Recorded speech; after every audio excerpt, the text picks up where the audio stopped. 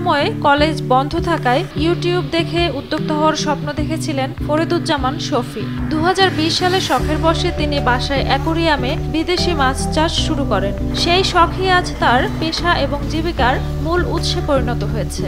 বর্তমানে তার ব্যবসার পুঁজি দাঁড়িয়েছে 10 লাখ টাকা আর মাসিক আয় 50,000 টাকা। আমি মূলত শখের বসে শুরু করি 2020 সালে আমাদের বাসায় একটা হাউস সেট আপ করে ওইখানে শুরু করি। আসলে করোনাকালীন টাইমে আমরা বাসায় ছিলাম, তো কি করব এটা চিন্তা ভাবনা থেকেই ইয়া করি যে কিছু একটা করা দরকার। তখন আমি এই রঙিন মাছ নিয়ে কয়েকটা ডকুমেন্টারি দেখি, এরপর ওইখান থেকে শুরু করি। তো ওইখান থেকে আগে বাসা থেকে মাছ সেল করতাম, এরপর আমাদের যে শপটা ছিল, এখন আমি এরপর 2020 সালের নভেম্বর থেকে আমি এই শপটা চালু করি আর কি। তবে আমার বাসায় এখনো হ্যাচারি আছে, ওইখান থেকে আমি মাছ সেল করি, ওইখান থেকে উৎপাদিত কিছু মাছ আমি এখানেও সেল করি।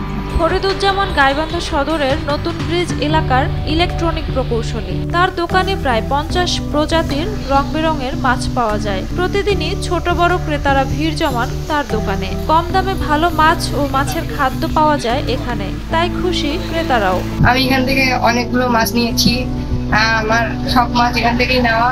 এখানে অনেক সুন্দর সুন্দর মাছ পাওয়া যায়, এখান থেকে আমি অনেক বিভিন্ন ধরনের মাছ কিনেছি।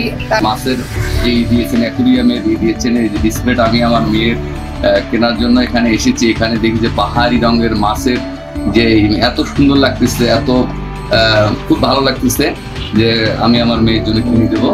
শখের বশে শুরু করলেও শফি এখন পুরোপুরি মাছ চাষ ও বিক্রিতে নিজেকে নিয়োজিত রেখেছেন। তার অ্যাকুরিয়াম ভিত্তিক চাষ পদ্ধতি এবং বাজারজাতকরণ দক্ষতার কারণে ব্যবসা দ্রুত সম্প্রসারিত হচ্ছে। শখ থেকেই শুরু হওয়া এই যাত্রা এখন শফির জন্য স্বপ্নের বাস্তবায়ন, যা অনুপ্রেরণা যোগাচ্ছে নতুন উদ্যোক্তাদের। ঝুমা মৃধা, বৈশাখী সংবাদ।